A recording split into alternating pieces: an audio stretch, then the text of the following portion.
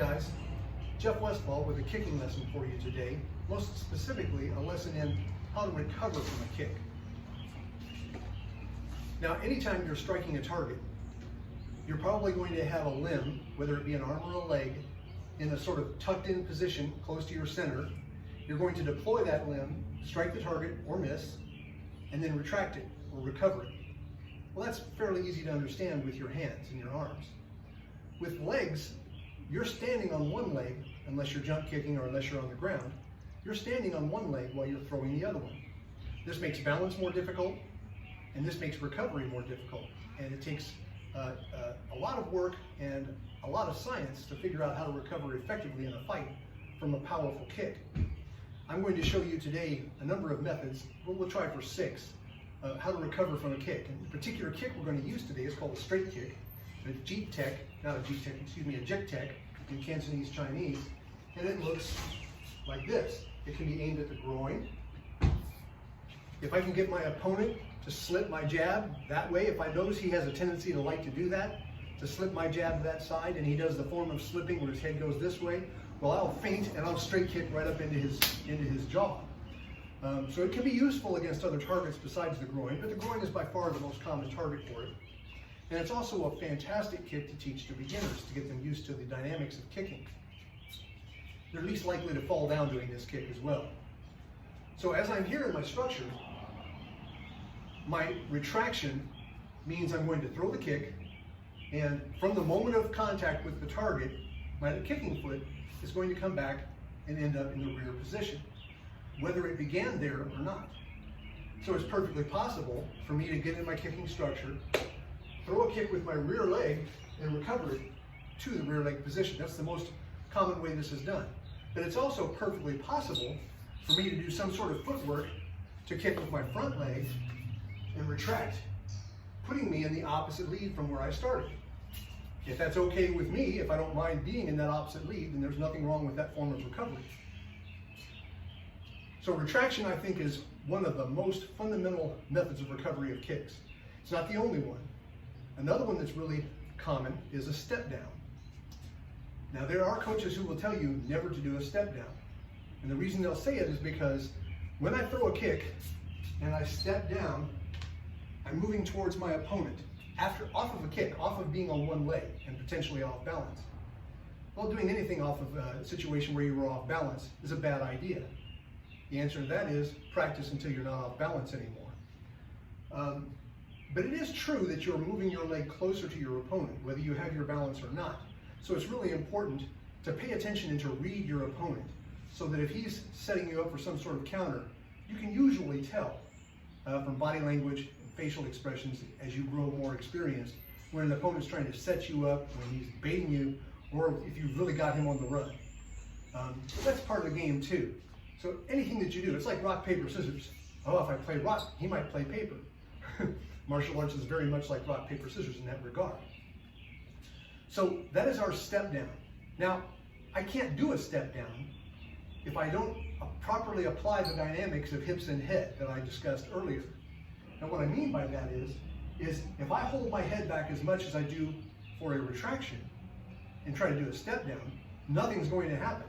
I'm going to throw my kick, and the closest I can come to stepping down is right beside this foot, because I did not have enough drift forward of my center of mass. Here's where I start on a kick. If I want to retract, I don't make my center of mass travel. But if I know my kicking foot wants to go down there, my center of mass has to travel a good foot. Well, to do that, I've got to let my head drift a little forward as I deliver the kick, and it makes it easier to land forward. Now, this can be really useful if I want to move in to punching range off of my kick. So a really basic combination, one that I try to get beginners used to going from a kick to a punch, might be kick, step down right into a punch. That can be very useful. Not possible if you don't understand the dynamics of the head and the hips. Another recovery from a kick is the pendulum. Now, what the pendulum does is it takes my kicking foot from that moment of contact with the target, and it puts it more or less where my base foot was, within the size of a twister game circle. You know, it doesn't have to be right to the micron. But this is my base, My base is right under my center of mass. I'm kicking, and I just put a new base under my center of mass without making my center of mass travel at all. So the pendulum has a relationship to the retraction in that your center of mass doesn't go anywhere, and it has something in relation to the step down in that the kicking leg ends up in front. So it kind of combines two different elements of another technique. It also can be confusing to an opponent. So if I throw my kick in pendulum, I very often have confused an opponent. It's not a recovery that a lot of people see. This is frequently done with a triangle footwork, where I will kick and the other leg goes back to here and I will kick. Sometimes this is called male triangle kicking. Another form of recovery from a kick is called a tap down. By the way, most of these are my names. Some of them were names developed in the Jun Fan Gung Fu organization. Not all of them. This one, for example, I call the tap down. Now what the tap down is after I throw the kick, for whatever reason, I don't want to commit to putting my foot down with any weight. I just want to have it gently tapping the ground. So I throw my kick and I just really stay on one leg. 99% on one leg. Throw the kick, tap down, decide what you're going to do, move wherever you're going to do, pick it up, kick with it again, whatever. You've got the balance. Obviously, we're getting a little more precise now with our balance. We need to have even more fine-tuned control with our head and our hips to be able to pull off something like the tap down. Another method of recovery is the chamber. Now what this is chambering is the way a lot of different traditional styles of martial arts kick. Not all by any means, but many throw most of their kicks by chambering their leg and then snapping the leg out and then re-chambering. Nothing wrong with that. It's a fine way to kick. It's not the most basic way to kick in the way that I teach. I like to save chambered kicks for the more advanced students. Not that it's a harder thing to learn how to do or that it's a more dangerous thing to learn how to do. I just think it's more specialized and often a little less powerful. But it fits in different holes in the opponent's guard, and it has different timing, and it can be really useful. Much easier to teach students, to teach beginners how to kick without having a cocking action or a recocking action. Now, having said all that, we're going to recock the leg, whether we cocked it in the first place or not. And once again, this straight kick I'm teaching you today is not a kick that is chambered, that is cocked. That doesn't mean, though, that I can't kick and rechamber my leg. Right? It can be a low floating chamber. It can be up here. You know, there's sort of a continuum from a high chamber all the way down to the tap that I showed you before.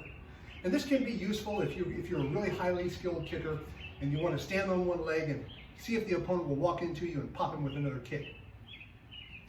And the last method is, it's less a method of recovery. Well, it is a method of recovery, but it's also a method of flowing into other techniques. A lot of the things I've been showing you today are that. And I've shown you this technique in an earlier video, and I call this the jackknife. This is very common and almost specific to Muay Thai. And the jackknife is when my leg comes out this way and my head comes forward with a little rotation of my core. So if I throw my straight kick and then bring my head forward, that's my jackknife. That gives me a moment to assess the opponent, decide what I might do. So I might straight kick, jackknife, and Superman punch. I might straight kick, jackknife, and decide to straight kick again. I might straight kick, jackknife, and decide to throw a different kick, throw a round kick. It gives you a lot of options. It gives you a chance to assess on one leg after you throw the kick. Mini kicks, like round kicks, are going to require that you have a solid object to hit before you jackknife, or that you abort the kick before it's finished, before you jackknife. But those are usually more the round kicks. One of the beauties of the straight kick that I'm using today is it doesn't throw me side to side at all. So it's very easy to do a jackknife, even if I throw the entire kick in the air and have nothing to hit. So this has been 6 different methods of recovering from one of the simplest, most basic kicks in the martial arts.